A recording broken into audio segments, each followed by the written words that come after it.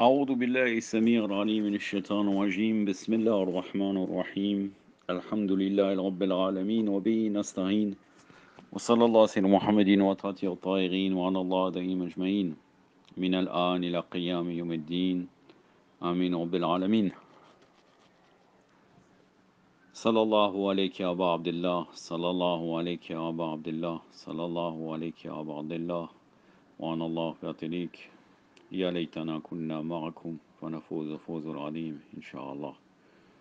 Une audio que j'ai intitulée Comment acquérir la croyance pure. J'étais en train de lire le livre Les lois de l'islam, le tout début de Sayyid Mohammed Taqi al-Husseini al-Mudarisi. Je suis tombé sur quelque chose de très intéressant qui rejoint ce que j'avais pu dire dans différentes vidéos. Et en fait,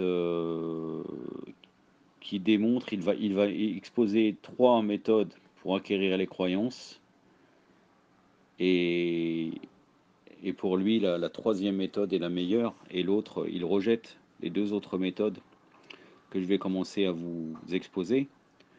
L'approche philosophique en premier, donc c'est lui là qui va parler, mais l'approche philosophique en premier, là c'est moi qui vous dis cela, l'approche philosophique en premier, elle est, on pourrait dire que c'est pratiquement le ilm al-kalam actuel en réalité. On peut dire ce qu'on veut, on peut dire voilà, c'est pour exposer la religion à des non-musulmans, mais on utilise des moyens de philosophie ou bien de logique venant de Aristote. Mohammed Taqi al-Mudarisi n'est pas du tout dans ça. Il va démontrer que la meilleure méthode, c'est le Coran et les Ahlul Bayt, alayhim salam.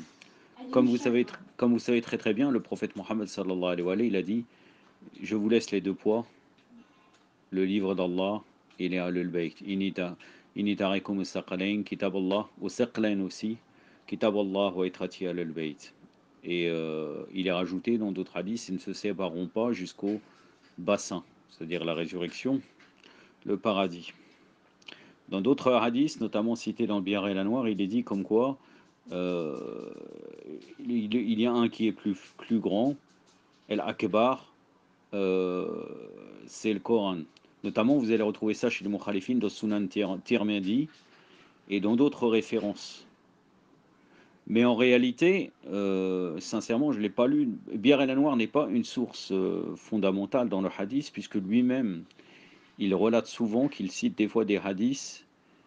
Il dit Mikutub al-Ram et il cite. Par exemple, je vous donne un exemple, le début de la révélation, avec ce qu'avait raconté Aïcha, l'arnatullah alayha, alors qu'elle n'était même pas présente. Il le relate, El-Majlesi. Donc ce n'est pas une preuve, si on trouve dans le Majlesi comme quoi le Coran est plus grand. Alors qu'en réalité, le Coran, les Ahlul Bayt, sont une lettre morte. Je reviens à ce que dit Modarisi. Donc Modarisi parle de 3 approches, l'approche philosophique, l'approche mystique et l'approche coranique. Que dit-il sur l'approche philosophique? Celle-là repose sur la logique aristotélicienne, la philosophie grecque et la théologie islamique qui s'est inspirée d'elle.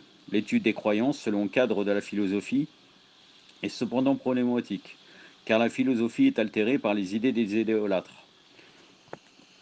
Là, il démontre qu'il est proche de l'école du Tafkik, puisque l'école du Tafkik a pour objectif de ne pas mélanger la religion, la croyance, avec la philosophie.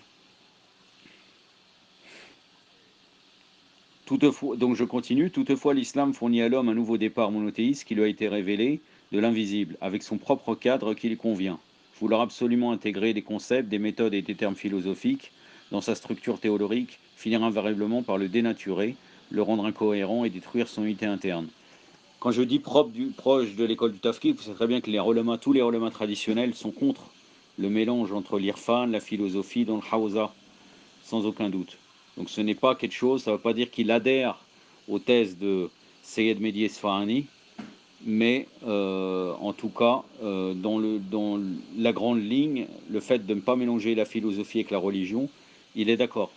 Ça, c'est l'apanage de la plupart des ulémas plus proches de la tradition que ceux influencés par l'irfan ou la philosophie, ou bien Ibn Arabi, etc. L'émir des croyants, Amir al-Mouminin, alayhi salam, donc l'émir des croyants, qualifia la première personne à se lancer dans cette entreprise erronée d'entraîner les musulmans de samaritain de sa nation. Vous allez retrouver ça dans Bir al-Anwar, volume 42, page 141, le chapitre 123, le hadith numéro 2. Car il remplaçait l'adoration d'Allah l'un par l'adoration d'une supposition hérétique, en contaminant le message pur de l'islam avec la philosophie des idolâtres grecs. Maintenant, il va relater l'approche mystique. Que dit-il? Cette approche implique de s'immerger dans l'ascétisme. Elle considère l'être humain comme étant essentiellement mauvais et faillible, et pense que s'annihiler dans les ténèbres de la non-existence et la négation est la bonne voie pour accéder à la vérité. Nous pensons que cette idée erronée, là, la non-existence, c'est-à-dire qu'en fait, il parle de fana fillah, puisque chez les mystiques, on détruit soi-disant notre existence pour être, donc finalement, on arrive à une forme de non-existence. Nous pensons que cette idée erronée a été empruntée des hindous et d'autres philosophies de l'Extrême-Orient, et qu'elle intégra le monde musulman au début du IIe siècle islamique avec l'émergence du bonbon de traduction chez les musulmans. Cette approche nie le rôle de la raison pour appréhender les vérités de l'univers.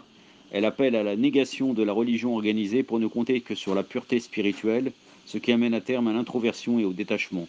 En réalité, l'écart entre cette approche et l'esprit de l'islam est aussi grand que l'écart entre l'islam et l'esprit de l'ère de l'ignorance pré-islamique. Il a tout dit. Et là, il dit, en bas de page, il est marqué, pour aller plus loin sur ce sujet, pouvez vous référer aux autres ouvrages de l'auteur, El-Fiqh al-Islami, Wajihat al-Adariya, et aussi El-Irfan el-Islami.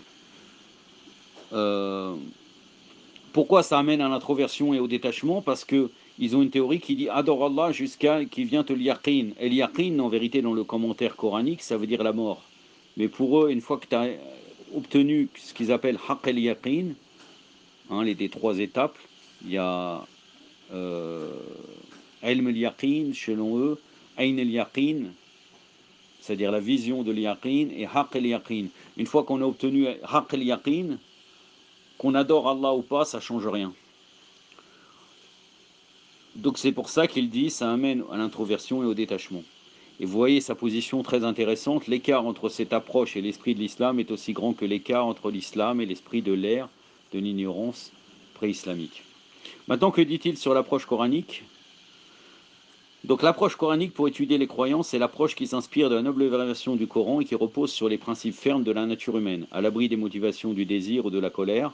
Les caractéristiques particulières de l'approche coranique sont éveiller la conscience humaine, raviver l'intellect, appeler l'humanité à méditer et réfléchir, amener les gens à analyser la vie pour connaître ses profondeurs, les atteindre et parler à son esprit pur.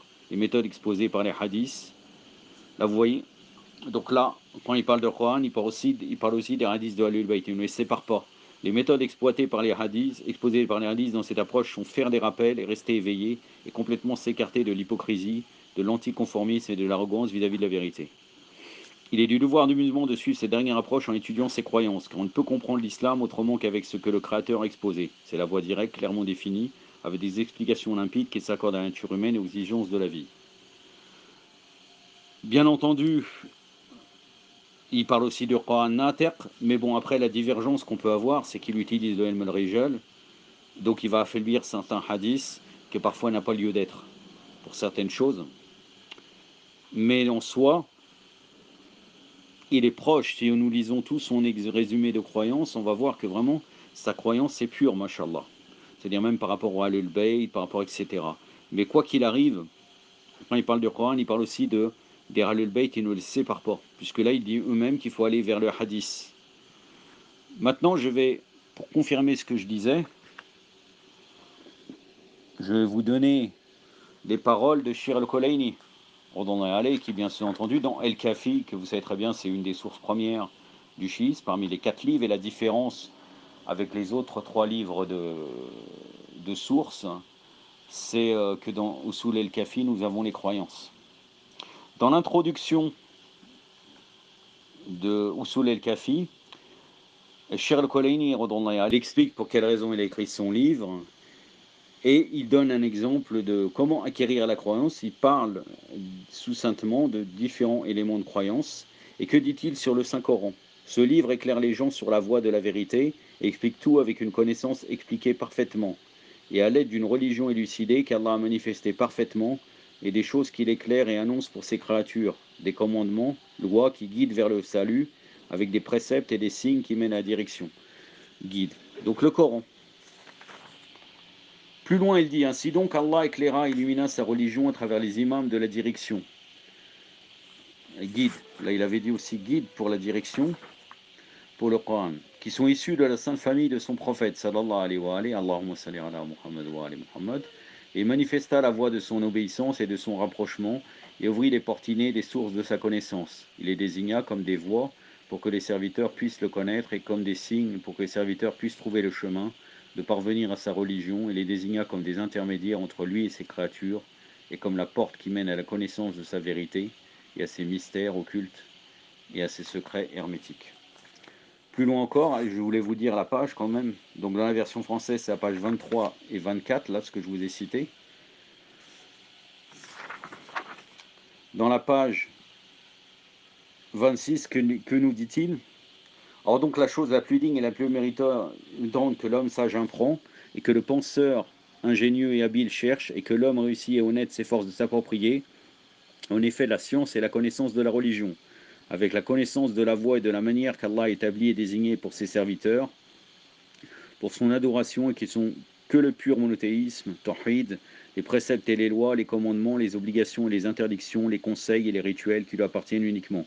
Car la preuve et le hujja est une chose fixe, immuable et constante, et le devoir religieux est nécessaire, et la durée de la vie humaine sur terre est brève, et tout délai et tout retard sont inacceptables. Plus loin, à la page 28, et j'en aurai terminé, que dit-il? L'imam avait déclaré, c'est-à-dire l'infaillible, quiconque obtient la foi et devient croyant en pleine connaissance de cause, et qui reste constant et fidèle envers sa religion, sa foi lui procurera alors des bénéfices, et quiconque a la foi sans aucune connaissance de cause, s'en sortira aussi facilement qu'il y était entré. Et pour celui qui obtient sa religion du livre d'Allah et de la tradition de son prophète, sallallahu alayhi wa alayhi, les montagnes seront renversées, déplacées avant qu'il ne soit lui renversé, déplacé. Et quiconque obtient sa religion de cette bouche et de cette autre bouche oralement, ces mêmes gens le jetteront en dehors de la religion. Et quiconque ne reconnaisse pas notre wilaya de par le contenu du Saint-Coran ne pourra pas s'éloigner des épreuves et des fitnas, et ne pourra donc pas préserver sa religion. Nasallallahu azza wa jal, on demande à Allah azza wa jal qui nous facilite et qui nous renforce notre religion, et qu'on acquiert la connaissance uniquement par le Coran et Trati al-Bayt, faqat, uniquement. Aktafi badal qadr wa sallallahu alayhi wa sallam Muhammadin wa Trati wa ta'irin. Wassalamu alaikum wa rahmatullah.